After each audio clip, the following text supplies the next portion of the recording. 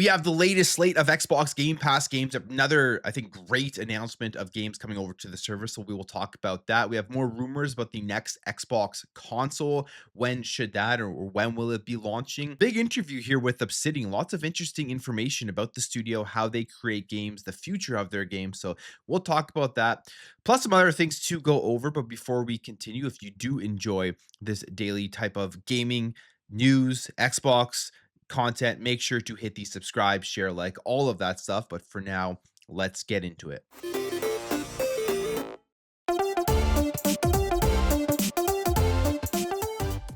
So we have a new announcement here for Xbox Game Pass. Tons of games that they have put out here for the first announcement for February. And we actually had a shadow drop randomly yesterday. This came out early before they actually made the announcement overall. And that was Yakuza Pirates, Yakuza, or whatever it's called, the Like a Dragon one, which just came out, I believe, last year. Looks really cool. Always a game that I've wanted to check out. So that is now a part of this Xbox Game Pass release here. Tons of games to jump into. Like I said, Final Fantasy 2 is out right now. If you want to go check that one's from the Pixel remaster version of the game. Great Final Fantasy games, the old ones with the music and everything. If you like those old school RPGs, I would highly recommend going to check that one out. But Like a Dragon Pirate Yakuza in Hawaii, that's the full title there, is out right now, available today. A game that's been on my radar, never got around to playing it. Now it's in Game Pass, and I'm definitely going to go ahead and check this game out. And it is here available for Game Pass Ultimate, Premium, and PC Game Pass. The Yakuza games, I believe, have basically all been in Game Pass at some point or another. So this is not shocking, as this here is dropping into the service. And I've heard so many good things about this one, it being extremely fun, quirky, and all of that. So very excited that this is now here. Already started downloading it and will end up checking that out. Now here are the other games. February 5th, Madden NFL 26 coming to Ultimate and PC Game Pass if you're a Madden fan. I haven't been a fan of the Madden series for many years, as I feel like it really fell off from the PS2, Xbox, and GameCube era. With all the Ultimate Team stuff that has come into the game itself, I feel like it took away from some of the game modes that I really liked, like the franchise mode and stuff. But when it's a Game Pass, I generally download them, play them, check them out, and see if I can get back into it. Madden 26, I've already played a bit of it. Not terrible, but I'll probably end up checking it out again here on Xbox when it does drop onto Game Pass. Paw Patrol Rescue Wheels Championship, February 5th, coming to Ultimate, Premium, and PC. Anyone with kids out there, I'm sure they'll be excited that this one is in the service. Now we have this game here, Relooted, coming on February 10th.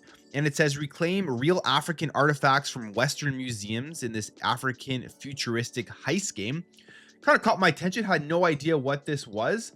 So I looked up a video. Looks pretty cool. Looks like one that maybe will potentially end up trying out at some point.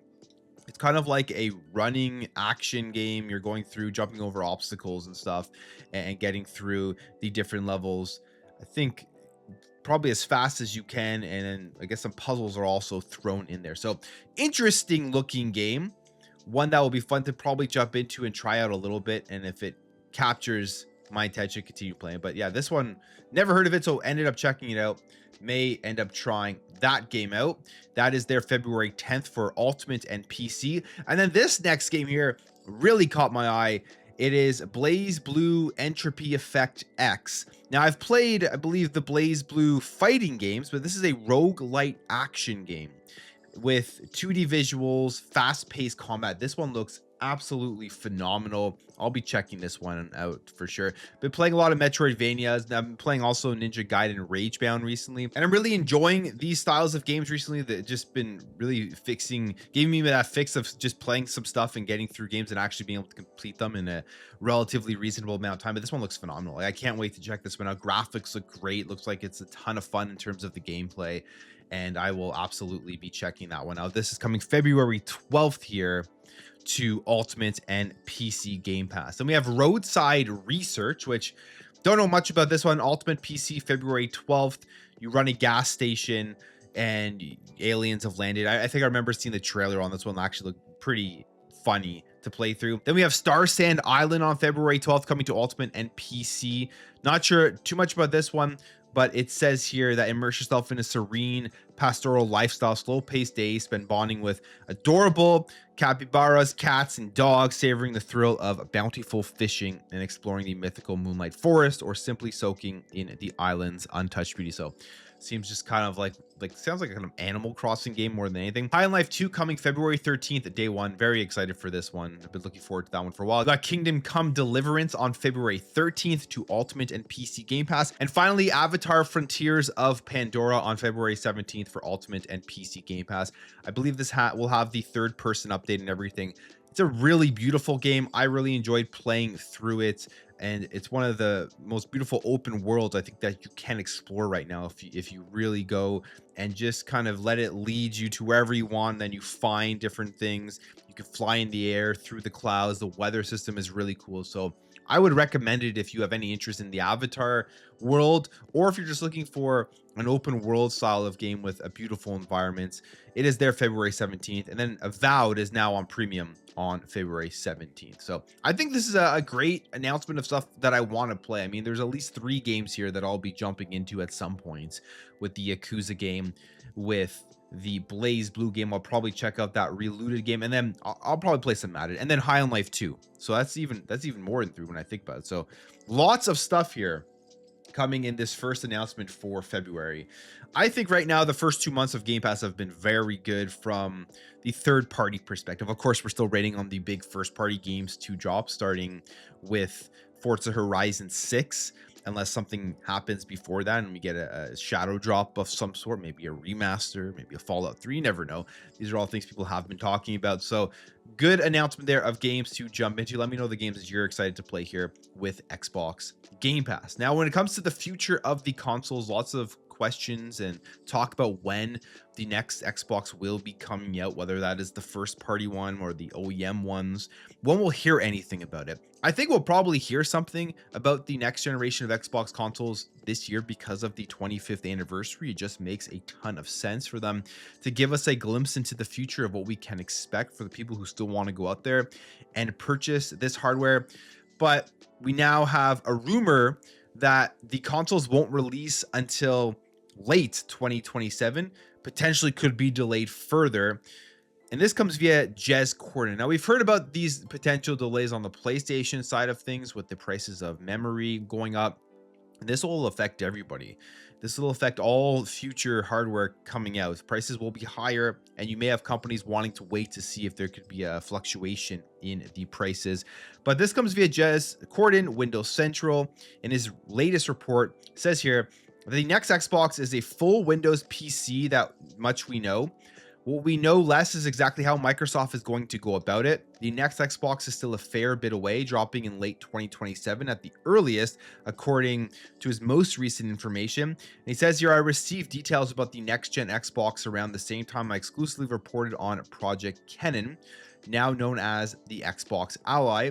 So I would say no updated information for a while here. This is still kind of the same speculation as to when it would release. And he says, I'm not sure if Microsoft is still committed to the late 2027 timeline for the next-gen Xbox, but if it is, you have to wonder if that's enough time to get all the chips lined up. So nothing really new there, but the question I would say is a good question. Will they have enough time by then to get everything lined up? And by that, I mean having the user interface seamless across every Xbox platform, everywhere that Xbox is available.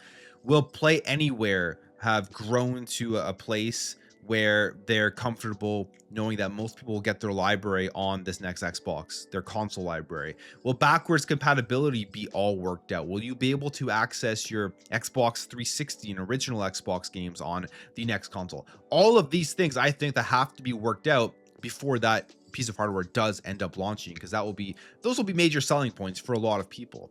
One of the biggest questions, of course, right now, and they said that they're working on it and they're going to be bringing it, is that backwards compatibility with your 360 games, with all your Xbox One, with your OG Xbox games. So all that needs to be worked out. And then, of course, the user interface. We are seeing, though, already in January, we got an update on the user interface on cloud gaming, which is going to be, I think, the base of what we're going to see across the console and the Xbox PC app. So they're absolutely working on stuff. I don't think they're sitting in the background and nothing's happening and they're just waiting for this Series X and S to die and then put out an announcement saying that there will be no more hardware. Plans have changed. They're obviously working on stuff here and they're going to be rolling it out throughout the entire year, which I think the 25th anniversary isn't just going to be about those 4 big games that are dropping.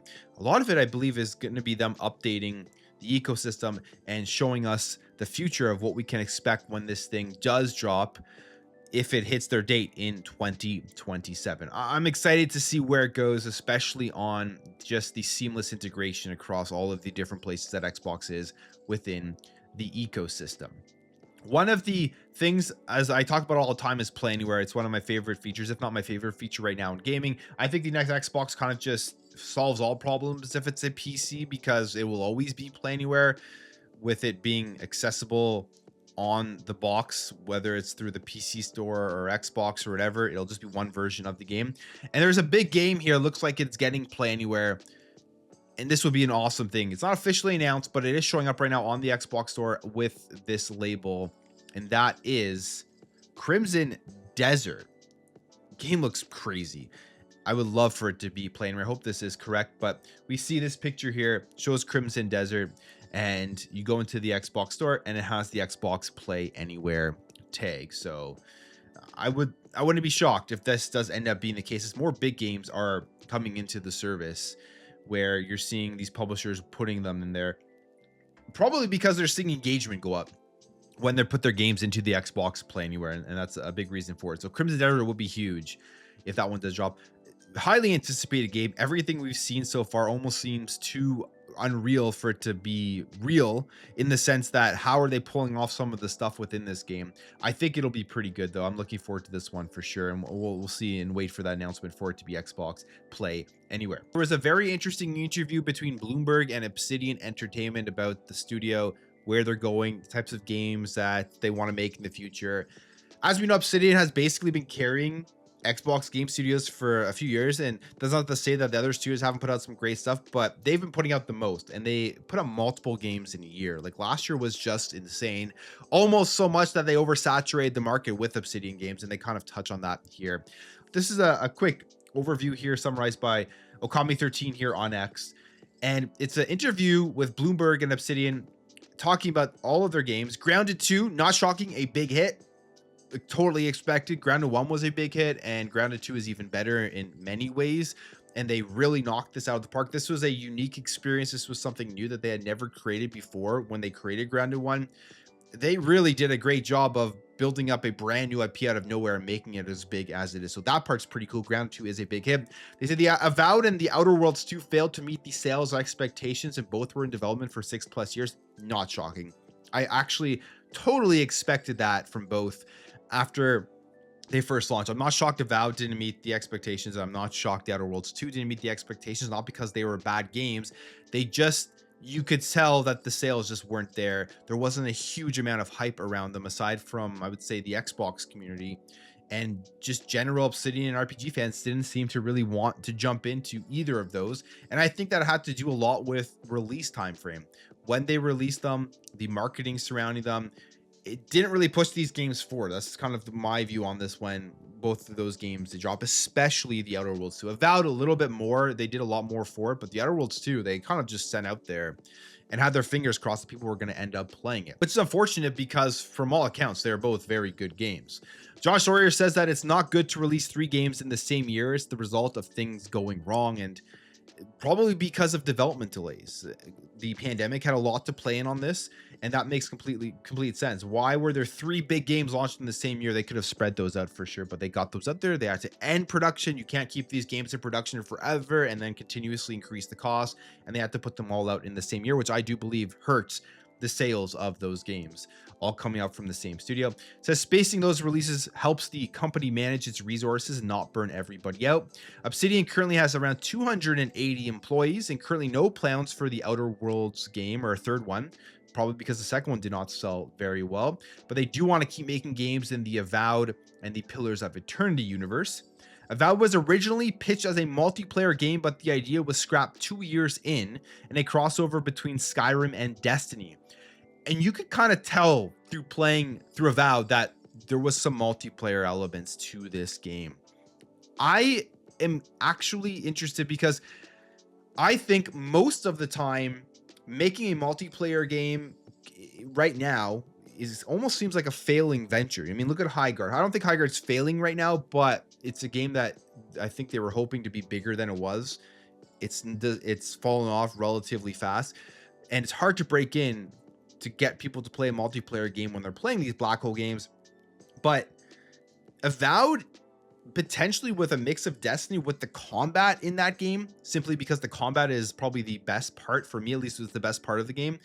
I could have actually seen that game in that sort of fantasy universe taking off in a way and having a cool multiplayer aspect to it. So I wonder if they made the wrong move there, which is an odd thing, because generally you would think taking a multiplayer idea and turning into this nice big open world first party single player experience would have ended up being better with all of the multiplayer stuff that's currently available. But I feel like Avowed could have done pretty good as a multiplayer game, but they decided not to do it. Microsoft has enacted a 30% profit target for many Xbox studios, which has led to them putting games on PlayStation. So this goes back to the whole 30% thing. We still don't really know how it works with every game. If it's on the studio, there are many different ways that they go out there and make that money. So that will hurt certain games though, for sure, because there are certain games that just will have no chance of making a 30% profit margin. But within the studio, they probably do things to kind of make up for other games that they know aren't going to do as well. They also say here that their plans for the next few years is to continue working on new projects, both big and small, in addition to new content for Grounded 2 and The Outer Worlds 2. So that's where Obsidian is right now. If you're an Outer Worlds fan, that's somewhat unfortunate. I don't think there'll be another one. I just don't think that game did end up selling enough, and we'll see what other games that they make and how much more spread out their releases are. All right, we have a new Nintendo console that is the best selling Nintendo console of all time. Not shocking. I figured this was the end goal that was going to happen here with Nintendo, and that is the Nintendo Switch. It has now overtaken the DS, which is a pretty big feat because the DS had been on top for 12 years. I didn't think anything would ever pass the DS, but the Nintendo Switch is now Nintendo's best-selling console of all time.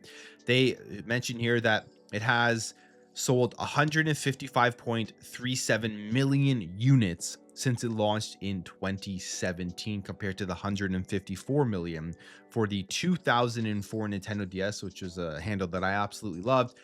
It's an insane amount of consoles that Nintendo has sold. It is now number one, which is crazy if you think about them, the amount of consoles, the install base they have, the attachment rate of their first party games, and then the development costs for their first party games. They are far less than we get at PlayStation, what you get at Xbox with their huge AAA budgets. They're still big budgets, but I don't think it's anywhere near what PlayStation and Xbox spent on developing their first party games, and they're able to get some of these out, I think, in a more reasonable time. So 155 million install base right now. They're going to continue to support the Nintendo Switch for a very, very long time. The Nintendo Switch 2 is selling extremely well as well, with 17 million units sold. So will that surpass and somehow beat here the Nintendo Switch? I don't think it will, but I think it will come relatively close. Like, it'll be easily over 100 million, probably even over like 120 million or 30 million by the time the Switch 2 is all said and done. So Nintendo has a huge market here when it comes to their consoles, and a massive bounce back if you think where they were since the Nintendo Wii U at like 13 million, then coming back here with a console that became the best selling Nintendo console of all time. Pretty impressive stuff there, as that is now official. Will they beat the PlayStation 2? Sony seems to continuously find PS2 sales, so we'll see if they'll be able to become the best selling console ever of all time. The definitive edition of The Division has dropped. It's just not what people expected, unfortunately. I think people were expecting more when we started seeing these posters and the marketing pop up. I was pretty excited for it. I thought there was going to be a reason to really jump back into this game, the first Division, because I like The Division. It's probably my favorite looter shooter or the Division series. So, but it seems like none of that is the case. The definitive edition has appeared on the Xbox store, but it's basically just the same game for $50. They say that Instead, it appears that the Division Definitive Edition is simply a collection consisting of the original game and all its previous downloadable content. So really nothing there. 50 bucks. I mean, if you want to go in there and play everything, you're going to have tons of content to play through, but was hoping for a remaster. Was hoping for an update of some sort in the performance and the graphics and everything, but that's obviously not the case. They just took the game, took all their DLC, put it into one package, and now they're selling it back for 50 bucks. And we'll see how this does end up doing. I have no idea if you go into the Division right now, if there is even like a player base or anything like that. I mean, the Division 2 is pretty big. And then the Division 3 is going to be coming out. Julian Garrity recently talked about how it's going to be massive and have as big of an impact on the genre as the Division 1 did. But fortunately, they're not doing anything new with that, probably because they've put most of their resources now focusing on what is to come here with the Division 2. And finally, this is an interesting one for all the people who hate AI. They're not going to like this one. Sony's patents. They seem they're going to be jumping far deeply into AI. A lot of stuff we've seen coming out from them, but they have a new patent here with AI generated podcasts voiced by characters from its games. I don't know who would want to listen to that. It's going to be basically a robot talking to you in a podcast form. I'm sure some people will like it, but I don't know. That just doesn't seem like it's too interesting for me. But the patent, which was applied for in July 2024 and granted in late January 2026, is the LLM-based generative podcasts for gamers. And it says video game platforms currently lack the ability to provide unique and targeted content to gamers to update the gamers about things that are happening on the platform. There are currently no adequate solutions to the foregoing computer-related technological problem. And the proposed patent is to generate a podcast of news related to the data, with the podcast presenting the news in a voice of a video game character of a video game played in the video game player. So you're gonna have Kratos coming out with a podcast talking about news and talking about updates of things that are going on the PlayStation platform. Parappa the Rapper may make one too. Like, you never know. Like, that's what people are going to be experiencing here with this new patent if they do put it up. There's always patents applied for. Do they ever get used? That's the question. I could see that actually kind of taking off for a lot of people who would enjoy it. Just wouldn't be something that I'd be interested in. So interesting stuff that they have going on there. But I'm gonna end the video there. If you did enjoy this video, hit that thumbs up. If you are new here, hit that subscribe, and I'll catch you guys in the next video.